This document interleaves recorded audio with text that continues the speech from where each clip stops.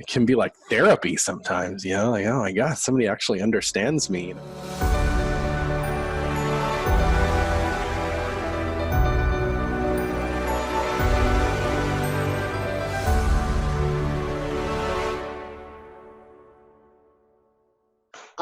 Hi everybody, and welcome back to CSS Masters Talk. My name is Amit Shin, with me is Elad Schechter, and today we're talking with someone whose name became a synonym for CSS, Chris Coyier. Hey Chris, thank you for joining us.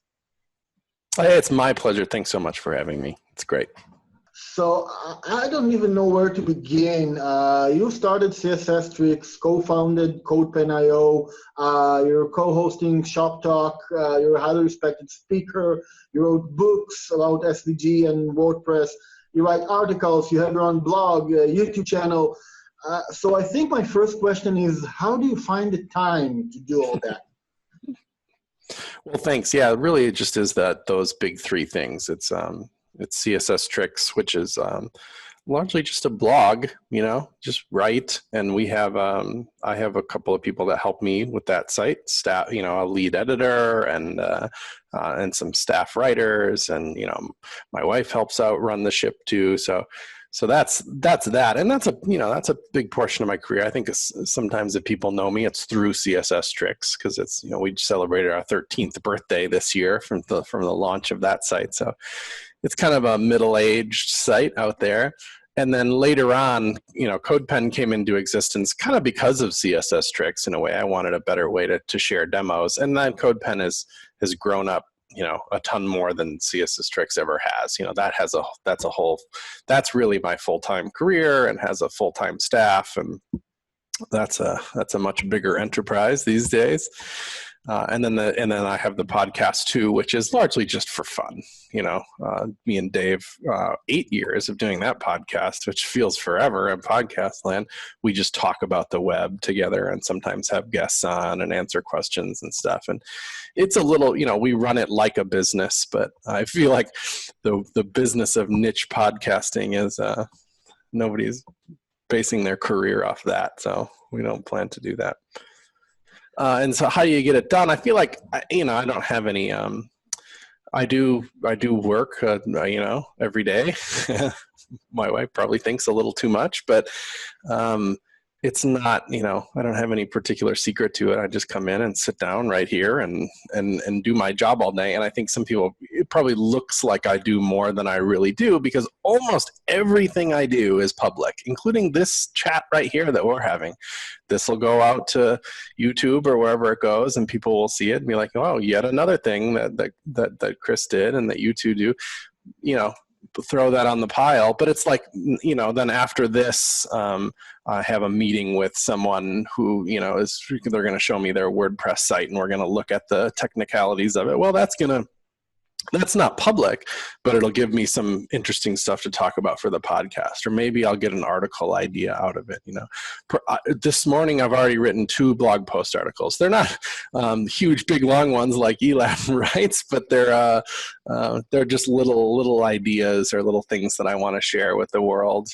And I'll probably write 2 more later too. So a lot of the time in the day that I spend ends up being something public. And that's a little unusual in the world. I think most developers, probably a lot of the work they do, if it ends up public, that's cool, but it's maybe not directly associated with them. It's just code that ships for their company, and that's fine. It just so happens that so much work I do is directly attributed to me. There's a byline under it that says Chris Coyier, You create so much content all the time, as you said. How do you know, or how do you decide what that content will be, and how do you decide on which platform to deliver it on? Like if it's going to be an article or a video or a podcast topic? Yeah, it's just a little bit of intuition for doing it for a long time. I mean, I never regret having my own website, for sure. I can even see it up behind you there. Thanks for that. It's a nice background image there. Yeah, that one. Yeah. It's just nice because I feel like I have lots of control there. And then because it's been around so long and I've been publishing there for so long, slowly over time, and I really do mean slowly, it has gained SEO value. You know, you write enough articles that are like how to blah, blah, blah. You know, Google likes that. It's good and honest content. And now there's enough traffic to the site that it's at the level where it's somewhat desirable for advertisers to buy advertising space on. And I have full control over that. And it's so great. I work directly with WordPress themselves, or well, Automatic, the kind of big contributors and makers of WordPress.com. They're my biggest sponsor. And so I have opportunity to like talk about what they're doing and show off how we're using that software. An example. I make money. That's part of my career doing that. And they're interested because I've built this website up for so long, you know. This is cool. It's nice. I'm a lucky man in that regard. Yeah, actually, before you came up, me and Elad, we talked about it, that the site it's been around for 13 years now, CSS Tricks, and it survived for so long while so many other sites didn't. What made this site different? I don't know exactly. Part of it is that there's enough business success to it that why would I throw it away? Why would I stop doing it? It's a part of my career, and I enjoy doing it. And I'm so lucky to have that why go away? You know, even if there's a dip, and there has been. COVID has not been awesome for advertising in the world, you know.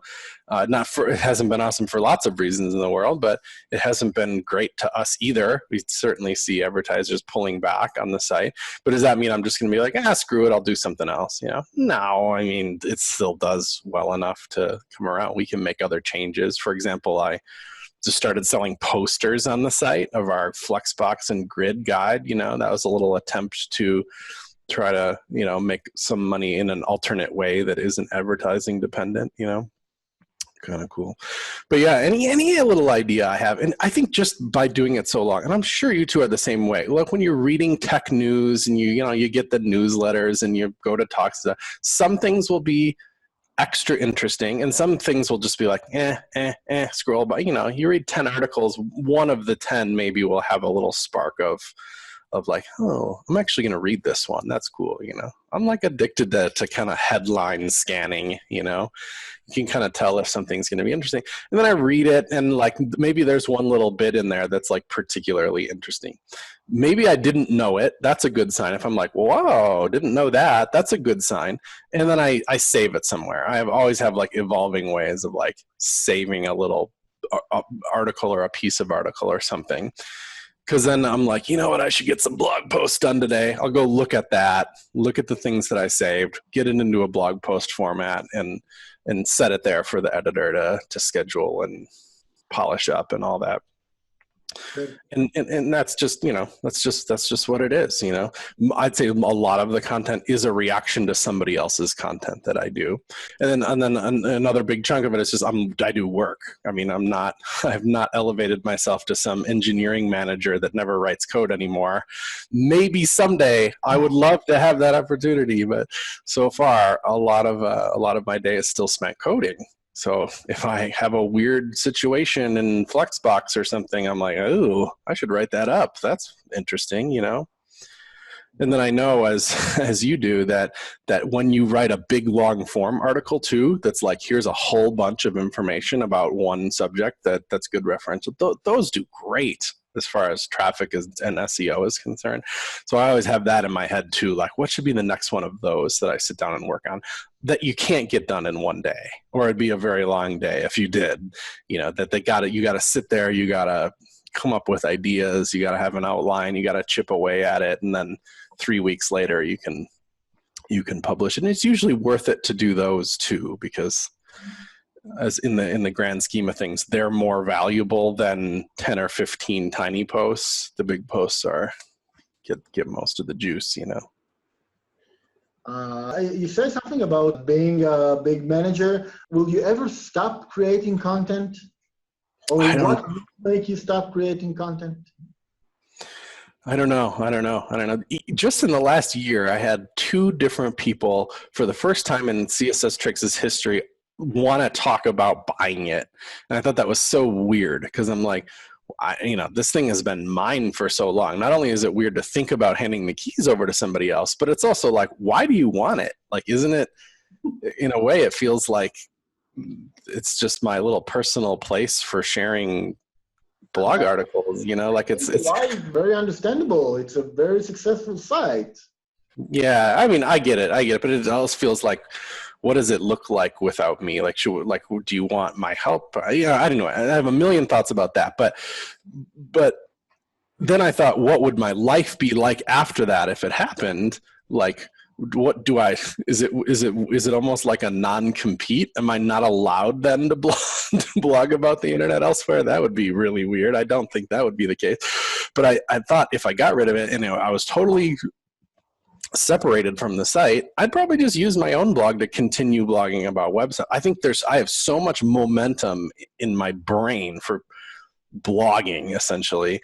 I don't think I could stop. I would immediately need another place to write my thoughts down, I'm hoping that you won't stop because, like I told you in the beginning, I'm a web developer in 15 years, and you are one of the first websites that I saw the content that I want to see in CSS. And I grew up on I told you, you're like my child hero in some places.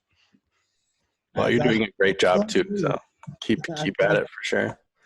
I like that. That you'd think there'd be, in some ways, the industry is, 10, 20 times larger than it was when I started, for us 15 years ago. It's just a different world, And as a matter of fact, when CSS Tricks was way smaller in those early days, you'd write a blog post about something really dumb, simple, basic thing, and there'd be 40 comments on the post. Like the community was smaller and just more engaged with each other.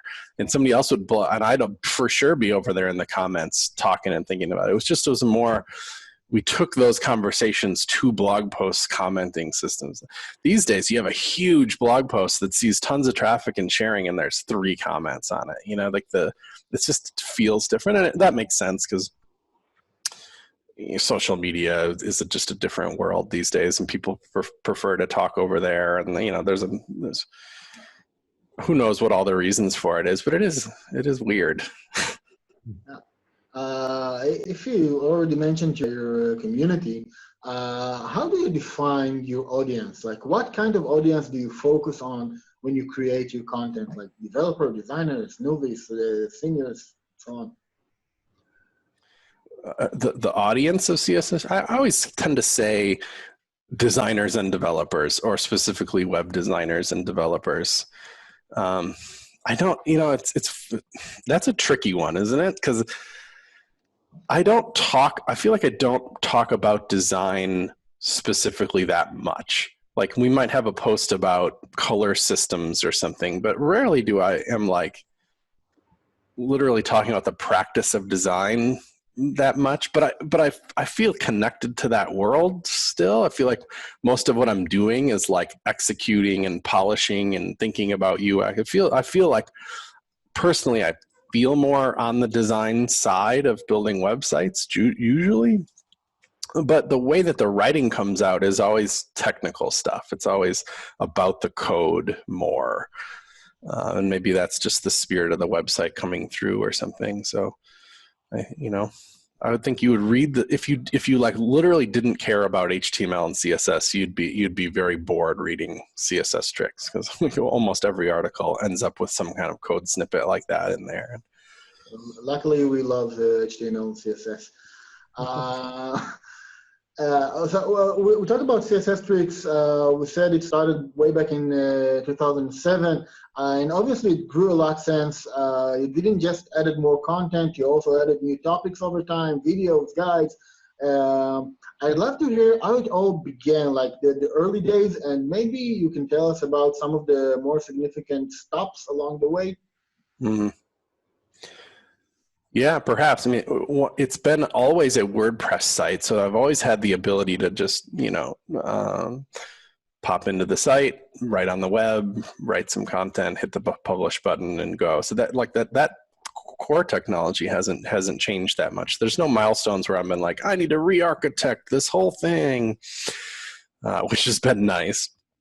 as far as growth kind of stuff, everybody knows Smashing Magazine too. They're probably the biggest player perhaps in the writing of and a list apart too. But that for some reason that site's just been around absolutely ages. They're twice as old as CSS Tricks. But Smashing Magazine's just maybe a year, I think, older than CSS Tricks is. So we kind of had a similar origin start time. And at the early days of Smashing Magazine, I'm sure a lot of us remember they did a ton of listicles. That was kind of I think they had almost trouble shaking that opinion of them. Like most of their posts were 98 ways to do a sticky footer or whatever, or 32 alternatives to brown. I don't know. Like they were every one of them. And I'm quite sure that they did that.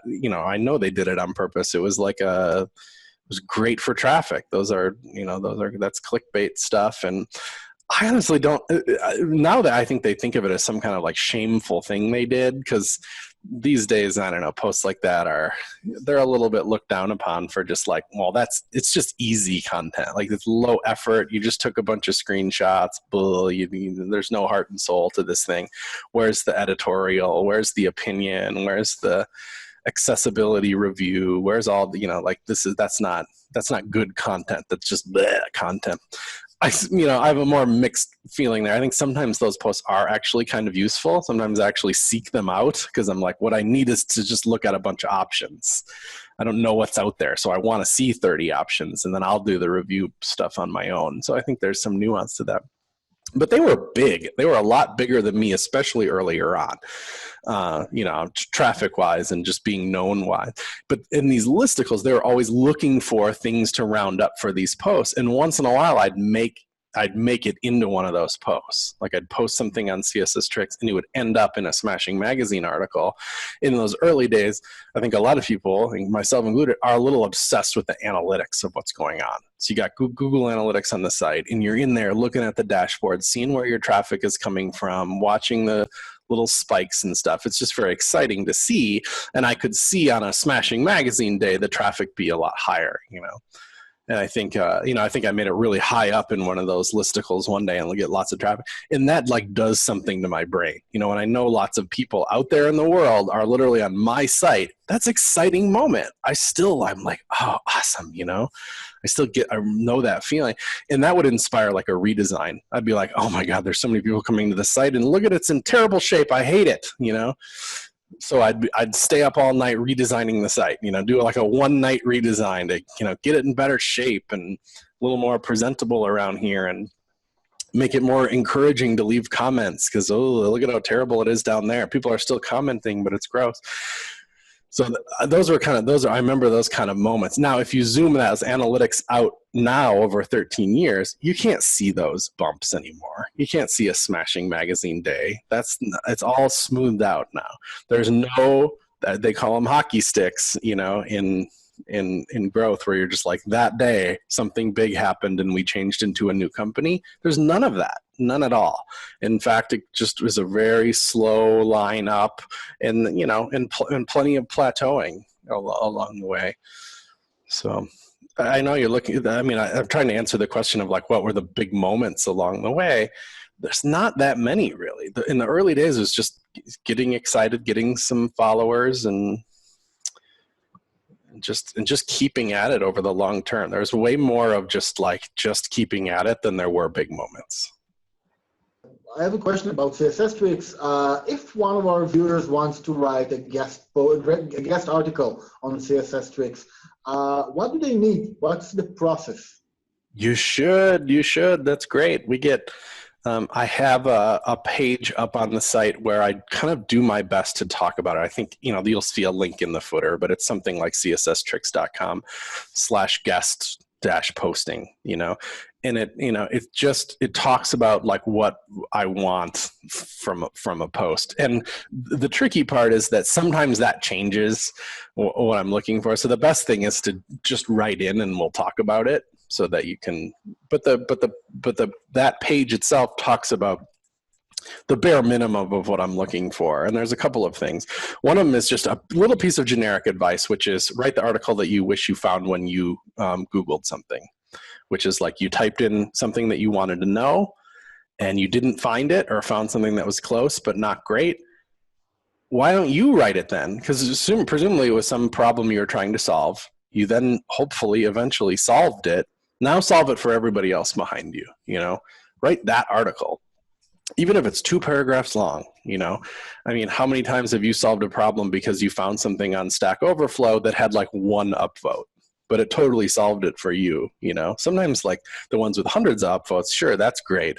But sometimes your problem is so niche, you know, that you find something buried somewhere, like, but that, you know, you're lucky to have found it, you know. Now make it easier for the next person to find it there.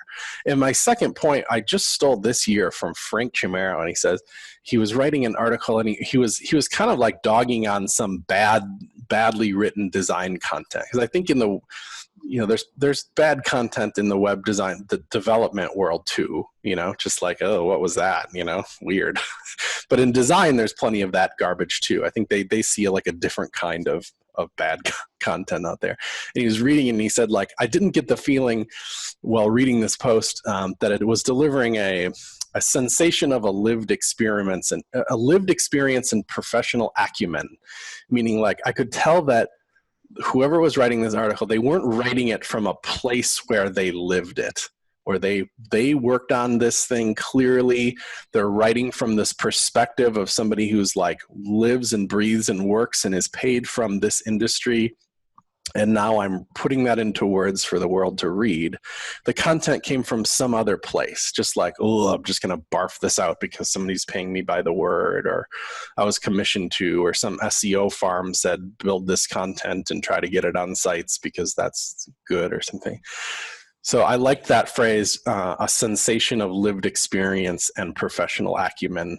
I think that's cool. Like, and so I put that in this post, but that's what I want from somebody. If somebody writes in and they're just like, I just want to write how to use styled components in React, I'm like, maybe, you know, some part of me like likes to have how-to content like that. But sometimes you read it and it's kind of like all you did was read the README and, you know, or go to the documentation for that project and kind of barf it into a new format and give it to me. It doesn't feel like you're a developer who's used styled components for a long time, has developed some thoughts and opinions about how they work and how they could be integrated into a site or what worked for you. I want articles like that. I want to tell that you're a real developer and you've lived it, and now you want to tell me or tell other developers about that. I want that so much more than because if you just go to the docs, reformat it, and give it to me, and there's a little bit of your voice in there maybe, but chances are that's going to go out of date on our site. It's never going to beat the SEO value of the documentation of the actual project itself. It's like, why? You know, I don't want that as much. I want to hear from you. But if it happens to be how to, even if the article literally starts with how to, that's good for us too. So there's kind of a balance there between like, if you really can just write an article that says how to do X and you do a good job of that, I really do want to buy that too, because that's good for SEO. I'd say I probably back and forth with 3-4 guest writers a day at least, you know, that when you go to that page on the site, there's a form, you fill it out with your pitch, and your pitch is, you know, I prefer to see as much as I can in that pitch. You know, tell me why you want to write this article, and the form kind of guides you through that. And then we'll back and forth about the idea and where you are at it. And it's fascinating to see, really. I'm sure most people just have no idea what that's like, but some articles come in just like real close to a masterpiece already on the day. You know, of course I prefer that, but not everybody can do that, and I'm willing to work with anybody on their idea and kind of formulate it into a good place. But sometimes they come in and they're in rough shape that I sometimes I just have to be like, no, because I just don't have the time to pull everybody up to the level I need it to be at. So sometimes it just has to be a no. And then there's a lot in the middle. And in a way, sometimes the best articles require the least effort, because whoever, you know, and then there's a lot of time spent on the kind of medium articles that need a lot of help and a lot of editing and stuff. But those are bread and butter too. So we have to do it. So if you're listening to this and you want to write for CSS Tricks, I almost promise you could, especially if that's something you actually want to do. Like that would be a good thing for your career, or a way for you to promote something that you work on otherwise, because there'll be a link to it in the article, that kind of thing. Just reach out. Just go to CSS Tricks, find the link in the footer, email me, and we'll talk about. The worst thing that can happen is that I'm not into it and we don't do it, but big deal, didn't cost you anything. And if it does get through, the general pricing is $250 for an article that goes out. If it's much bigger than that, we can talk. But for the most part, a how-to article like that, that's the pricing level we're at right now, which is okay.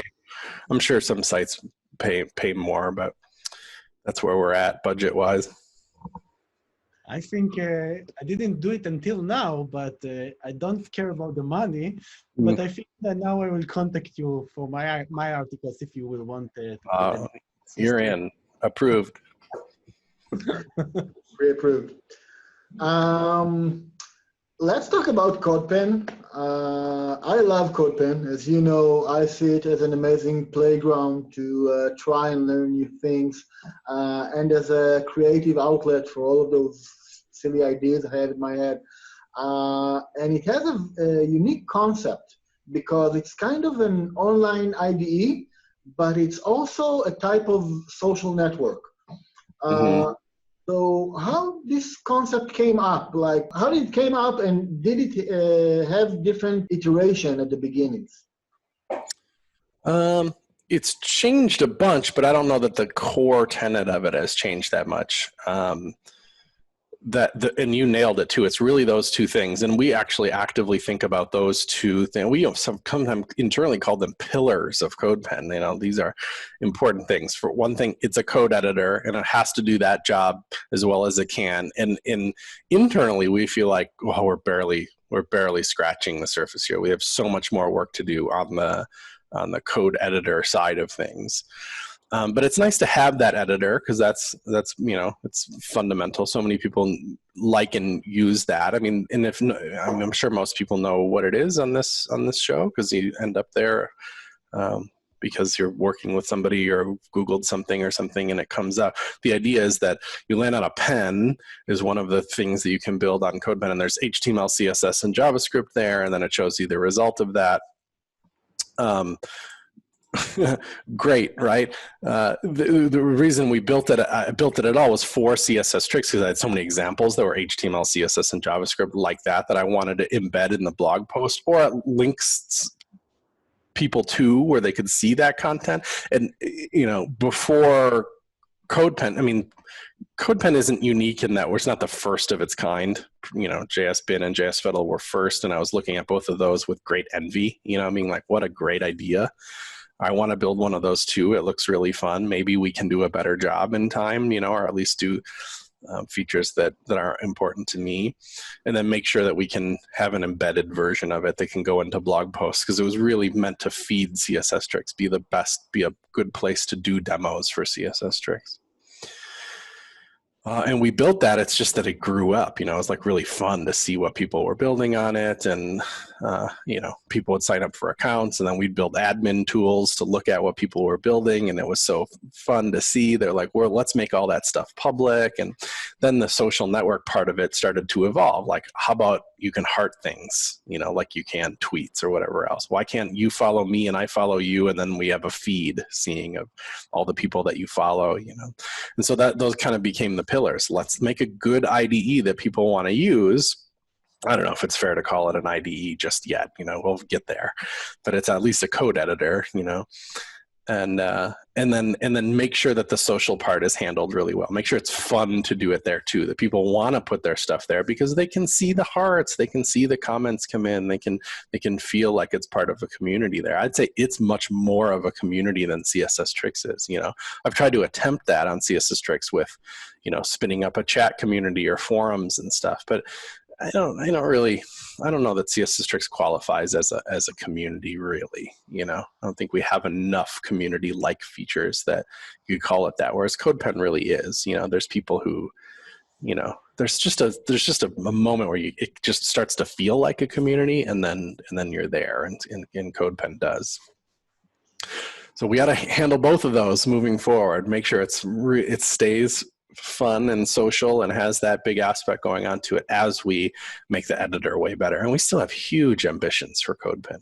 There's just so much more we can do. And for those developers that use Codepen as a social network and want to get the maximum exposure for the work, get more views, likes, comments, and so on, get their pen picked for the front page, their profile appear in the people to follow. I wonder if you can give our audience some tips on what to do and how to use Codepen in a better way. In a meta way, yeah.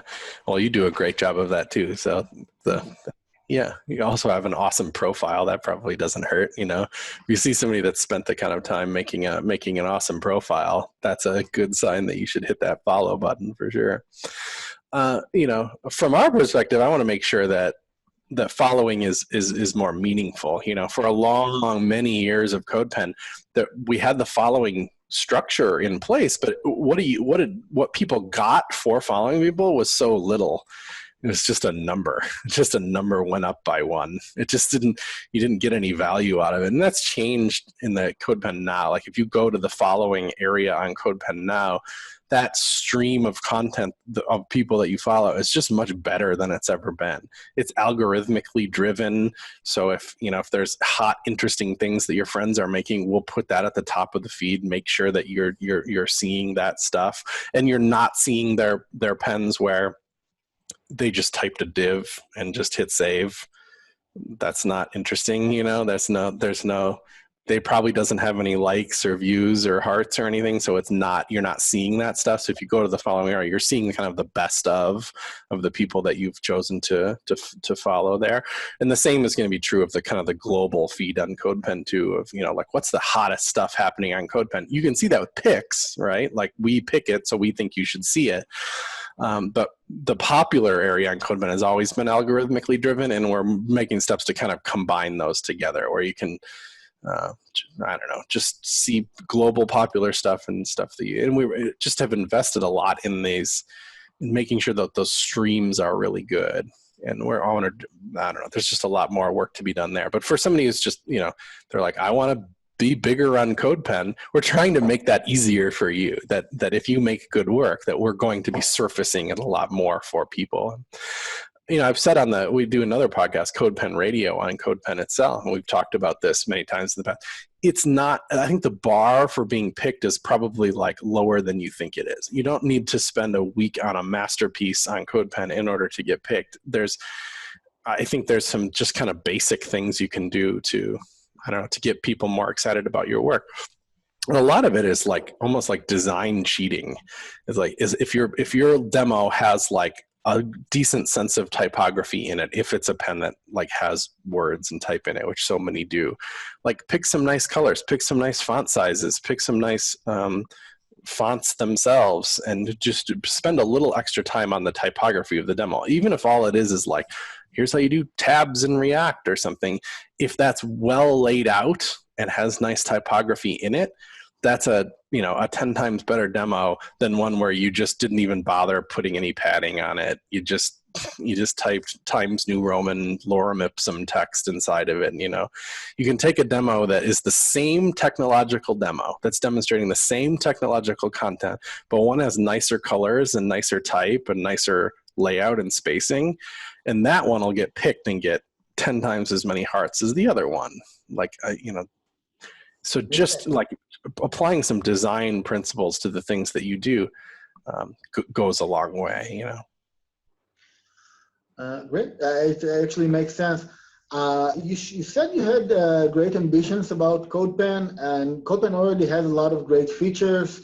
I just recently discovered a collaboration mode, and I'm actually planning on using it in the near future. What is your favorite feature, or what feature do you think more people should know about? Oh, more people should know about? No, that's good. That's been user education is internally kind of a big topic for us. Like, Codepen, it's fairly complicated. There's lots of nooks and crannies in there. I wish we could tell people about them more. A struggle for us, a lot of feedback we've gotten over the years is that people don't like how it sometimes feel a little obtuse to get back to work that you've done before.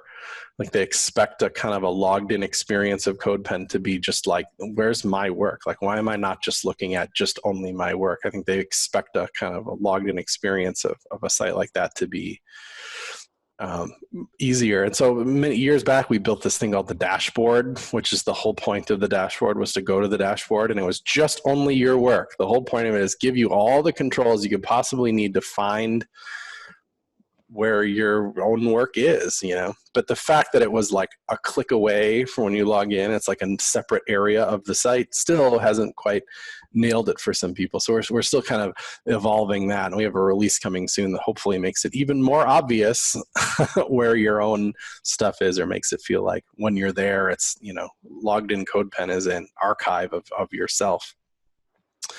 So I hope people know that, like, if you have trouble with, don't worry, like all your content is there. When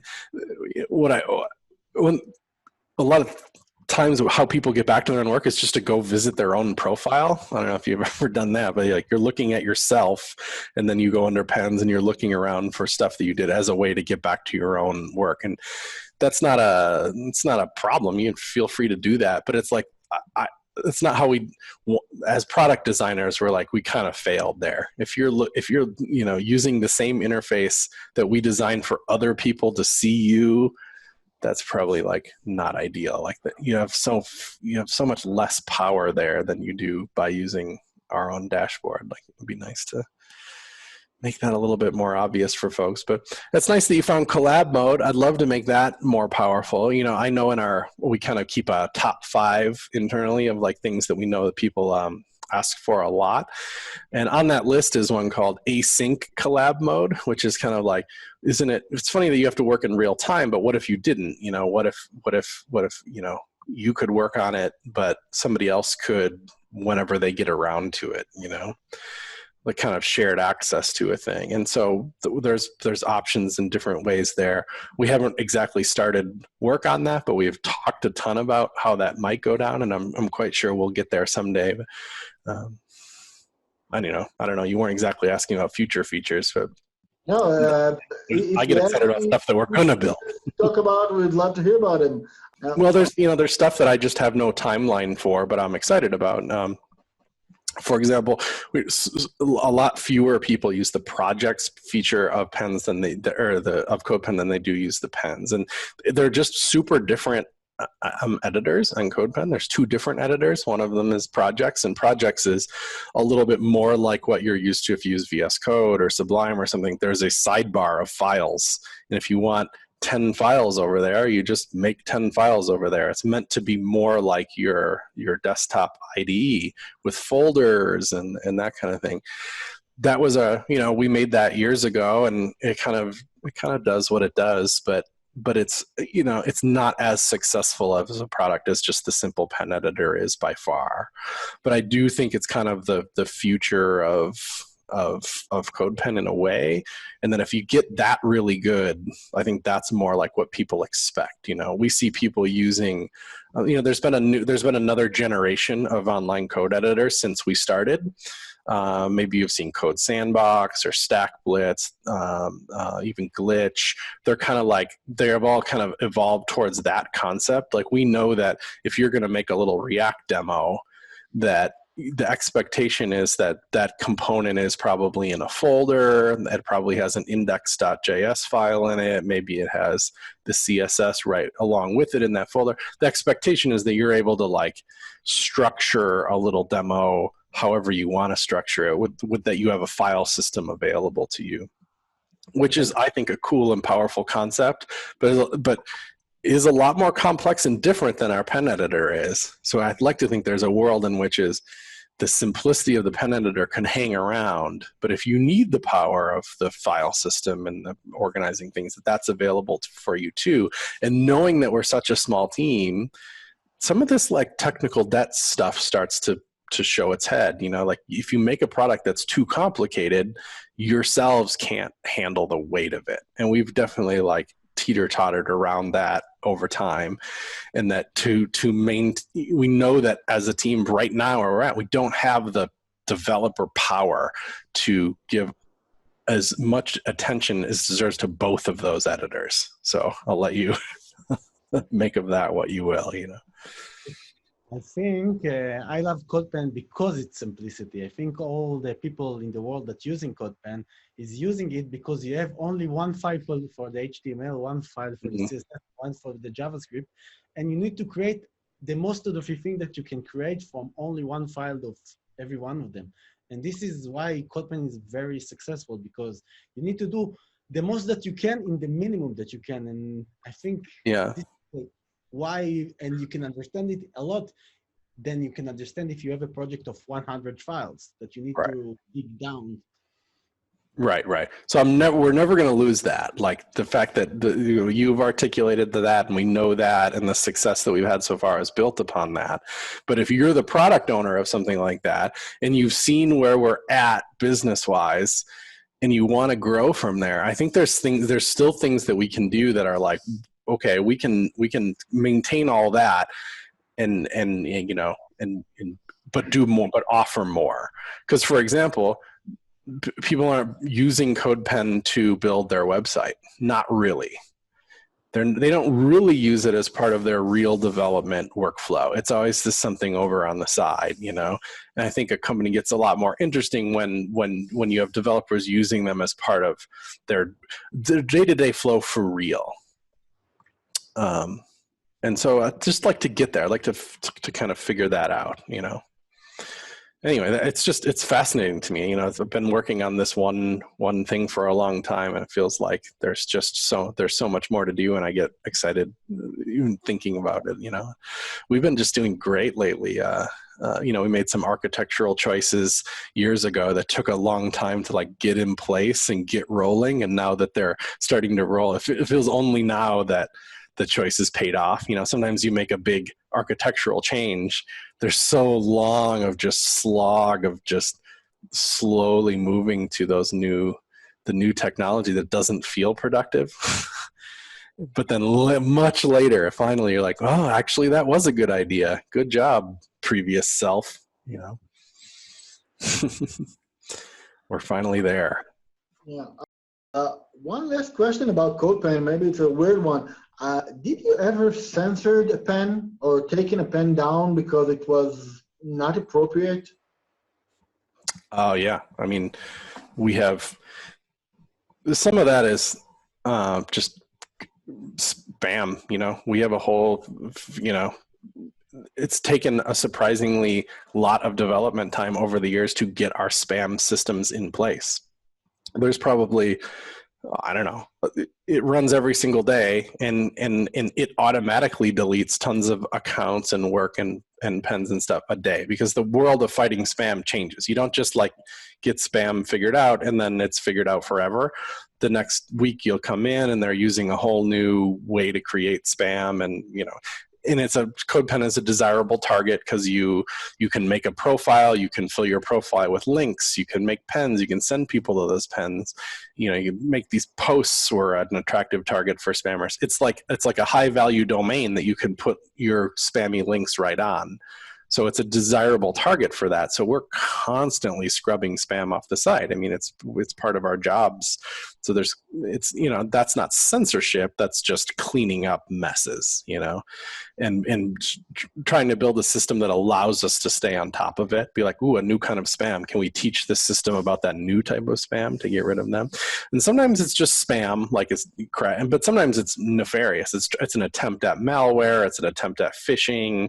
It's just bad crap there too. That's even worse and needs to get removed right away. For the first time ever, I talked to the FBI this week, which is that's a first. That's the government agency in the U.S. That's, you know, the Federal Bureau of Investigation, and it was you know, it was just about, you know, there's a username on your site that is known to be involved with malware crap.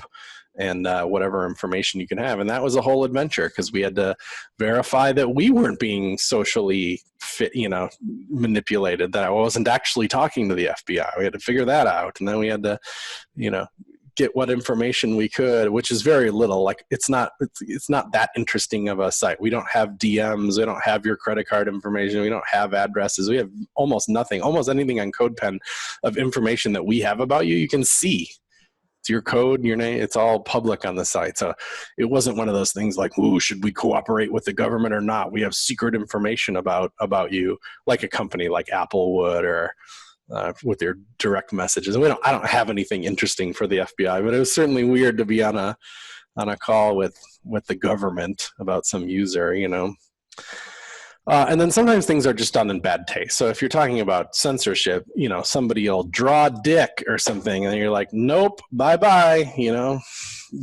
we do censor in that way, but that's not surprising.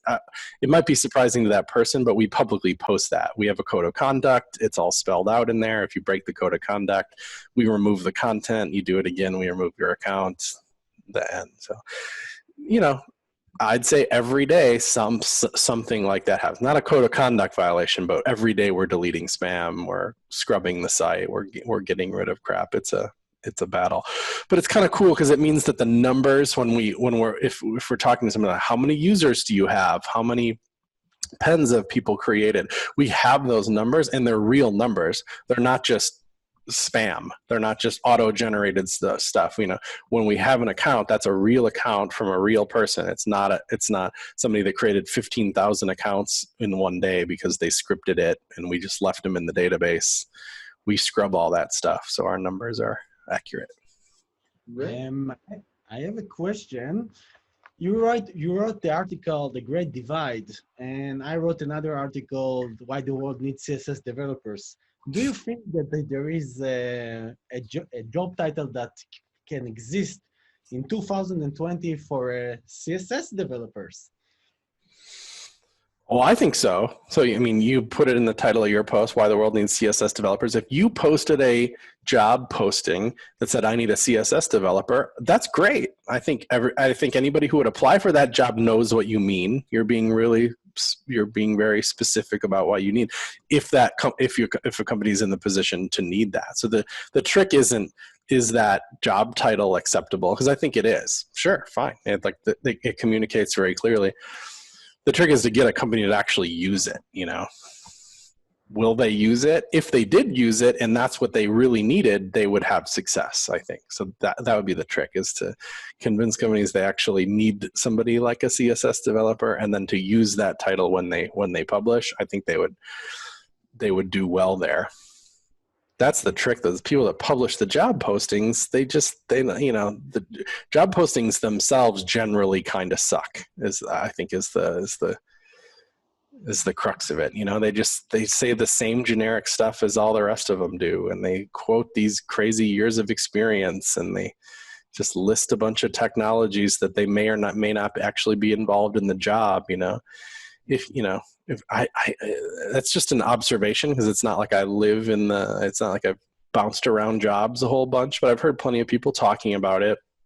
We run a job board ourselves. I looked at plenty of job postings. I probably run across a couple of job postings every week that I poke through to look at. On the ShopTalk show, we allow you to people to buy a spot on the show that will talk about the job that you have available. So I have some skin in this game.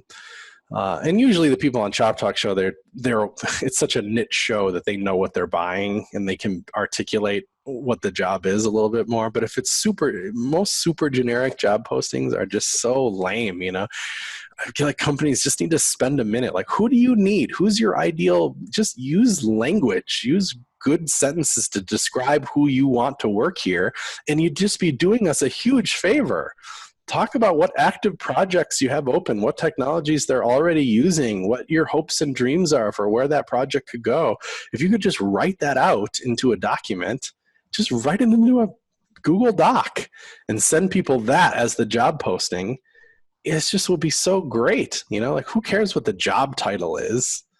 I want to know what the actual job is. What is the meaty stuff that your company is working on? And let's talk about it and see if a candidate could be useful on that project.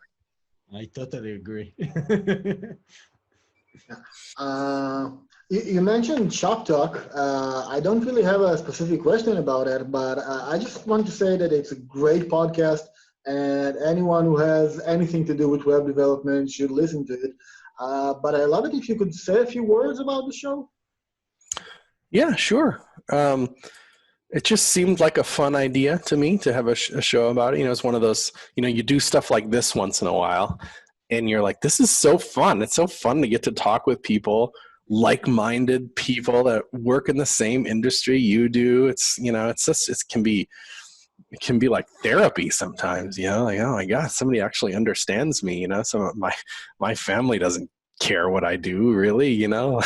I mean, that's not fair, but you know what I mean. I like a lot of people, like, I can't go home and talk about, you know, the Flexbox Holy Albatross approach, you know, like that's not, but you can on a nerd show, you know.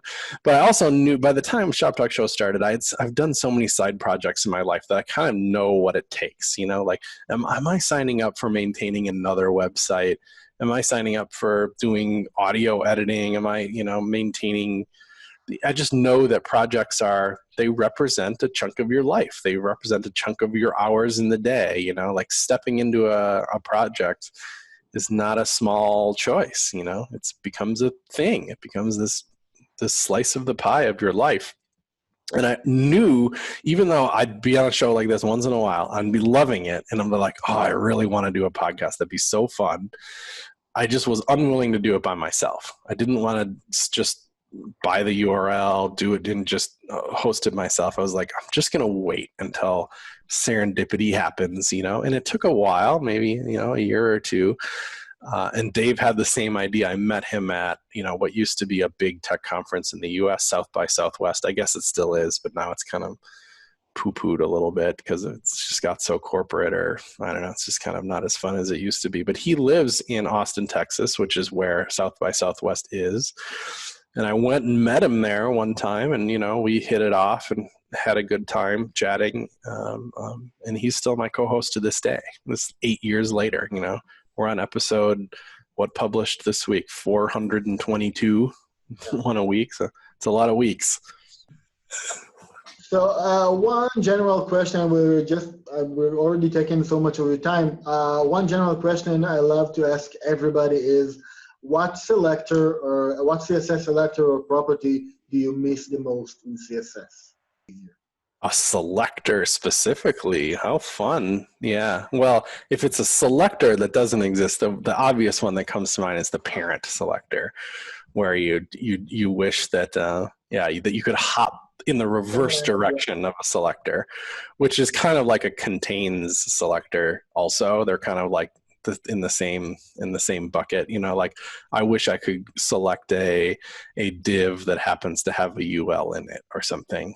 And then it's kind of like you're selecting the parent, because you're selecting the div only under circumstances of what's in the DOM, and we can't do that in CSS. You could do it in JavaScript, you know, and then apply a class and then use it, but you can't do that there. And, you know, this one came up just the other day for me that have you ever seen some kind of CSS trick where you end up needing two copies of the text of something? So you end up chucking the text of what's in the element in a data attribute, like data tech, you know, it's like div, you know, 3 little pigs, and then you put data text 3 little pigs in there. So now you have 2 copies of the text. So if you need to overlay them on top of each other, there's stuff you can do. But once the text is in the data attribute, then you can make selections on the content too. You know, you can use attribute selectors, like there's a contains in the attribute selector and stuff. If that text wasn't in the data attribute, you couldn't do that. You can't say paragraph contains the word CSS, or, you know, CSS Masters Israel. But wouldn't it be cool if you could? Like, why can't you select an element based on the content it contains, not just attributes? I think that'd be kind of cool. I don't know why you can't, because if you just copy the text over to the attribute, then you can. It doesn't seem like it's that far away from possible. Elad, any more questions? No, no more questions for me. It was very pleasure for me to meet you in the first time, and that's it for me. Yeah, Yeah. Chris, I mean, I want to thank you too. I want to thank you again for talking with us. We had an amazing time. Any final words to our audience? well, thanks so much for listening. It was great questions. It was great to talk. Thanks for letting me talk about myself. You know, next time we'll do this, we'll talk about all your projects too. I want to get into that too. Sometimes it's weird to be like only talk about my stuff. I'm just as interested in what everybody else is doing too. That's how I get article ideas. You know, come on, out with it. Pleasure. It will be a great pleasure if you want. Yeah, my pleasure. Talk with us. All right. Well, we'll do it again sometime. Great. So I'm going to do a little finish. Thank you all for watching. We'll be here next time, still talking about CSS, but with a different person. Bye-bye. Take care.